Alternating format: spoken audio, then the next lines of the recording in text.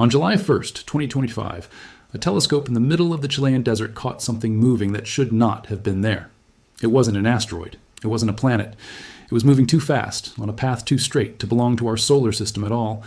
Astronomers gave it a clinical, almost forgettable name, 3I Atlas. But what they were looking at was only the third object in recorded human history confirmed to have come from another star system entirely. And now, more than a year later, new data from the James Webb Space Telescope is forcing scientists to admit something unsettling. They got the size, the age, and the danger of this object badly wrong the first time. So tonight, we're asking the question, a growing number of astronomers are no longer afraid to say out loud, what if 3I Atlas isn't just bigger than we thought? What if it isn't done surprising us yet? Let's start with what we actually know, because the real story here is strange enough without adding anything to it. On the night of July 1st, 2025, the NASA-funded Atlas survey, the Asteroid Terrestrial Impact Last Alert System, based in Rio Hurtado, Chile, flagged a faint, fast-moving dot near the orbit of Jupiter. Within hours, follow-up observations confirmed the impossible. This object was on a hyperbolic trajectory, meaning the sun's gravity could never hold it. It wasn't orbiting us, it was just passing through, on a one-way trip from somewhere else in the galaxy, moving at roughly 137,000 miles per hour and accelerating as it fell toward the sun. Astronomers scrambled to pull pre-discovery images from archives, old telescope data that had unknowingly captured the object weeks earlier, and traced its path back to at least June 14th, 2025. It became only the third interstellar visitor ever confirmed, after Oumuamua stunned the world in 2017 and Borisov followed in 2019. Here's where it gets interesting. When Hubble first turned its lens on 3I Atlas on July 21st, 2025, the comet was still 277 million miles away, and the picture it sent back was frustratingly blurry at the edges, a teardrop-shaped cocoon of dust wrapped around a nucleus scientists genuinely could not pin down. The early size estimate was a strangely huge range, somewhere between 440 meters and 5.6 kilometers across. Read that again. Astronomers didn't know if this object was small enough to fit inside a city block or big enough to swallow Manhattan. That's not a rounding error. That's a scientific instrument admitting it's staring at something it cannot fully resolve. And the not knowing didn't stop there. As the months went on, and 3I Atlas raced toward its closest approach to the sun, on October 29th, 2025, its brightness kept behaving in ways that didn't match a simple, predictable snowball of ice. Now here's the twist most people online never got told, because it never fit a cover-up narrative. NASA didn't hide this data. It published it, openly. Hubble, Webb, TESS, SWIFT, SphereX, the Perseverance rover, the Mars Reconnaissance Orbiter, MAVEN, Europa Clipper, Lucy, Psyche, even the Parker Solar Probe. An entire fleet of NASA assets was quietly pointed at this one object as it crossed our solar system. That is not the profile of an agency trying to bury a discovery. That's the profile of an agency that knew it was looking at something scientifically priceless. And in June 2026, the payoff came. A team led by Martin Cordner at NASA Goddard, using JWST's NIR spec instrument, published results in the journal Nature that stopped astronomers in their tracks. 3I Atlas showed a methane-to-water ratio roughly 11 times higher than any object ever measured in our own solar system. 11 times. Not a small deviation. A chemical fingerprint unlike anything we've ever directly sampled before, sitting right there in the data, confirmed and peer-reviewed. And that same JWST dataset delivered something even stranger just weeks later. Based on the June 2026 readings, scientists now estimate 3I Atlas could be somewhere between 10 and 12 billion years old, a wanderer that may have formed before our own sun even existed, drifting silently through interstellar space for longer than most of human history could conceptualize, only to arrive here, in our neighborhood, on our watch. Separately, a team working with the ALMI array in Chile found something else in the comet's water, 30 times more heavy water than a typical solar system comet contains, and more than 40 times what's found in Earth's oceans. These aren't fringe blog claims. These are numbers published in Nature and Nature Astronomy, sitting in the same scientific record NASA stands behind. So by mid-2026, the picture of 3I Atlas had completely changed from the blurry dot first spotted in Chile. It was older than the sun, chemically unlike anything cataloged before, and its true physical size was still, in some estimates, uncertain by a factor that would make any engineer nervous. That uncertainty is exactly where one Harvard scientist decided to plant his flag, and where the loudest, strangest scientific argument of the decade began. Because while NASA quietly built the most detailed picture ever assembled of an interstellar object, one astrophysicist was reading the exact same data and reaching a conclusion that would divide the entire field in half. His name is Avi Loeb, and by early 2026, he had become the single most talked about scientist in astronomy. Not because everyone agreed with him, but because almost no one did, and he refused to stay quiet anyway. Loeb is a tenured Harvard astrophysicist, not a random internet theorist, and starting in July 2025, just weeks after 3I Atlas was discovered, he co-published a paper laying out a case that most of his colleagues considered close to unthinkable, that the object might not be a comet at all. It might be technology. His argument didn't come from nowhere. Loeb pointed to the sheer improbability of the object's flight path, its trajectory, aligned to within 5 degrees of the ecliptic plane, the flat disk along which our planets orbit the sun. He calculated the odds of a truly random interstellar object lining up that precisely with our solar system's plane at just 0.2%. Add to that the early mass estimates. By September 2025, Loeb was telling reporters the object weighed in at over 33 billion tons and spanned at least 3.1 miles across. Numbers that, if accurate, would make it dramatically larger and more massive than anything astronomers expected an interstellar wanderer to be. He also zeroed in on a detail that a lot of people found genuinely eerie. The comet, for a while, appeared to lack the kind of long, flowing tail you'd expect from a body actively venting gas and dust as it neared the sun. Comets are supposed to look like they're melting. This one, in Loeb's telling, didn't behave the way it should. Then came what people started calling the nickel anomaly. Spectral data suggesting the presence of nickel in the comet's composition without the sulfur compounds that usually travel alongside it in natural bodies. To Loeb, that combination read less like raw asteroid material and more like a refined alloy, the kind of material you'd expect from something built rather than something formed by chance over billions of years. By December 2025, as 3I Atlas made its closest approach to Earth, passing at around 168 million miles away on the 19th of that month, moving at an estimated 153,000 miles per hour, Loeb had escalated his language even further. He told Sky News that encountering alien technology is like a blind date of interstellar proportions, warning that we'd have no way of knowing in advance whether we were meeting a friendly visitor or something closer to a threat. He developed his own risk scale from 0 to 10, where 0 represents an ordinary natural comet and 10 represents an active alien threat. As of late December 2025, he placed 3I Atlas at a 4. Inconsistent enough, in his view, that it couldn't be dismissed as a standard icy rock, but nowhere near confirmed as anything artificial. And here's the part of the story that a lot of the more sensational corners of the internet conveniently leave out. NASA's own scientists were watching the exact same data, and they weren't buying it. Tom Statler, NASA's lead scientist tracking the object, maintained consistently and publicly that all the evidence pointed to 3I Atlas being exactly what it looked like, a comet. A strange, ancient, chemically unusual comet, but a comet nonetheless. And in June 2026, the SETI Institute put the alien technology question to an actual instrument-based test. Using the Allen Telescope Array at the Hat Creek Radio Observatory in Northern California, researchers scanned a wide range of radio frequencies, specifically looking for technosignatures, any sign of artificial signal or transmission coming from the object. They found nothing. 0. The team's conclusion, released publicly on June 3, 2026, was that this result was expected, because every other line of evidence, its composition, its outgassing behavior, its overall physical activity, pointed to a natural comet, not an engineered craft.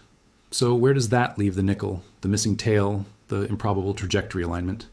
Mostly, it leaves them explained by conventional astrophysics, even if imperfectly, even if some questions linger.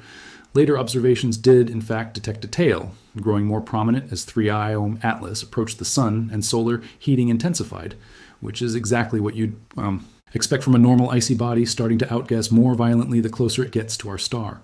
The nickel without sulfur signature has precedent in certain rare comet compositions, even if this is an unusually strong example of it. And the ecliptic alignment odds, striking as they sound, are the kind of statistic that can look far more dramatic in isolation than it does once you account for how selection effects and survey biases shape which objects we're even capable of detecting in the first place. But here's why this argument never actually died down, even with NASA's rebuttals stacking up one after another. Loeb didn't go quiet. In January 2026, as 3I Atlas entered a rare alignment with the Earth and Sun that produced what he called a full moon phase, he reported a sudden brightness surge in what he described as a symmetrical three-pronged jet structure in the comet's activity. His now famous line to the Harvard Crimson, "Nature doesn't do perfect symmetry," He pushed further still, calling on NASA to release high-resolution images captured by the HiRISE camera aboard the Mars Reconnaissance Orbiter on October 2nd, 2025. Images he claimed had been taken but not yet made public, timed inconveniently around a federal government shutdown. He publicly stated, "The politics of the day should not sabotage science. They have the data. They should share it with scientists." He even proposed redirecting NASA's Juno spacecraft, already in orbit around Jupiter, to intercept 3I Atlas's path as it passed near Jupiter in mid-March 2026. An ambitious, some said unrealistic, real-time investigation of an object racing away from us at unimaginable speed. So, by the first half of 2026, you had two competing pictures of the same object, built from the same telescopes, argued by scientists who all had access to the same numbers.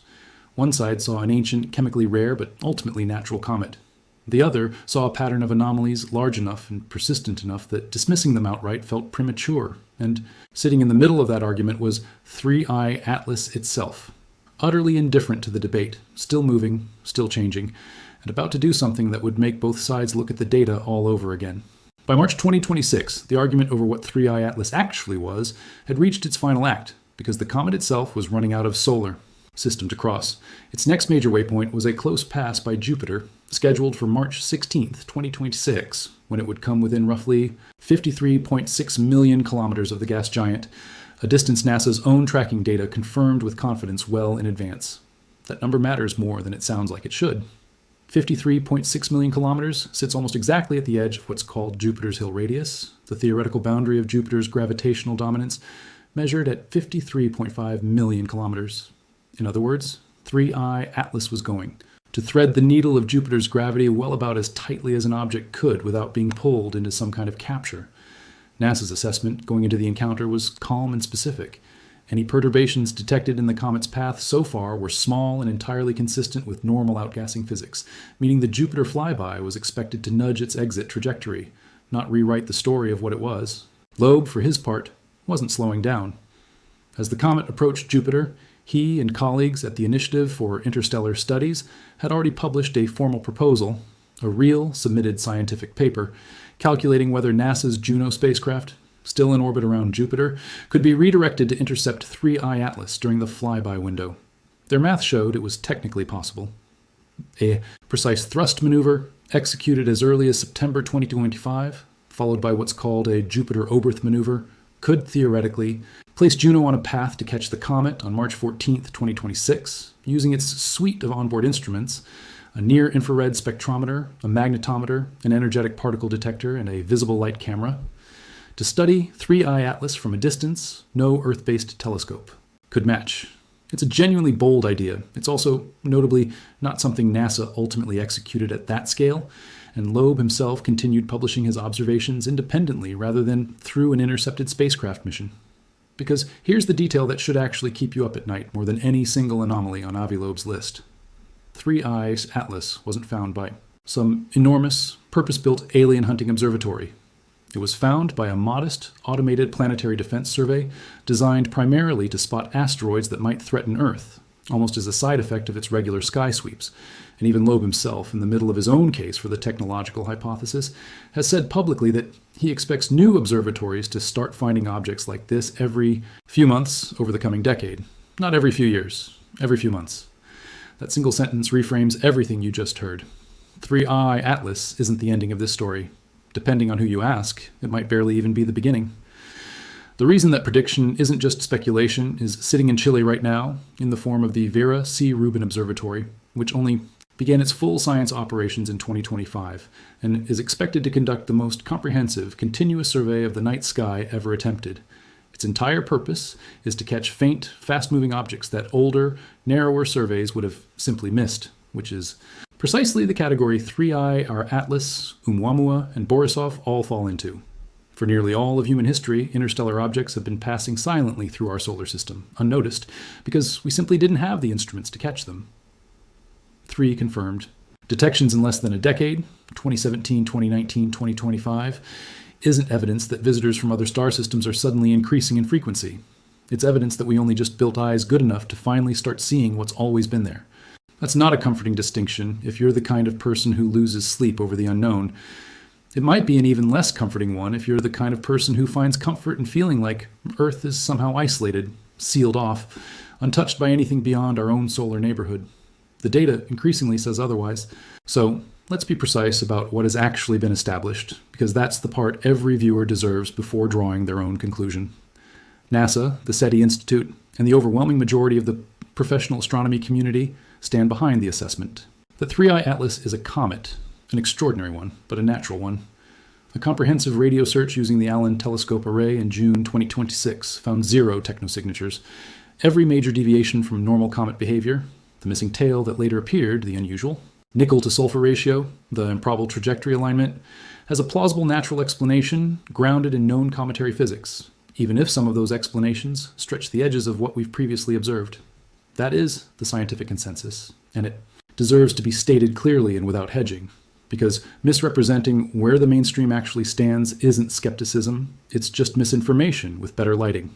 At the same time, it is equally true and worth taking seriously rather than mocking that a tenured Harvard astrophysicist spent over a year building a documented, itemized case, 22 separate anomalies, published in the open, tied to specific dates, specific images, specific instruments, arguing that the technological hypothesis has not been definitively closed. Loeb has never claimed certainty. His own risk scale placed 3I Atlas at a 4 out of 10, explicitly short of confirmed alien technology, explicitly short of an active threat. What he has consistently argued for isn't belief, it's investigation. More telescope time, faster data releases, a framework for taking the possibilities seriously enough to check, rather than dismissing it by default because it sounds uncomfortable. Whether or not you agree with his interpretation of the anti-tail or the nickel ratio, that underlying argument, that we should actually look carefully every single time, rather than assume we already know the answer, is difficult to call unreasonable.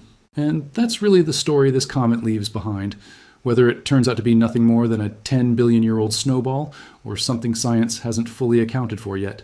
3I Atlas forced 2 of the most credible institutions studying it, NASA's own scientific leadership and one of Harvard's most prominent astrophysicists, into open, public, sustained disagreement, using the exact same telescopes, the exact same published data, and reaching meaningfully different conclusions about how much uncertainty is acceptable before you rule something out.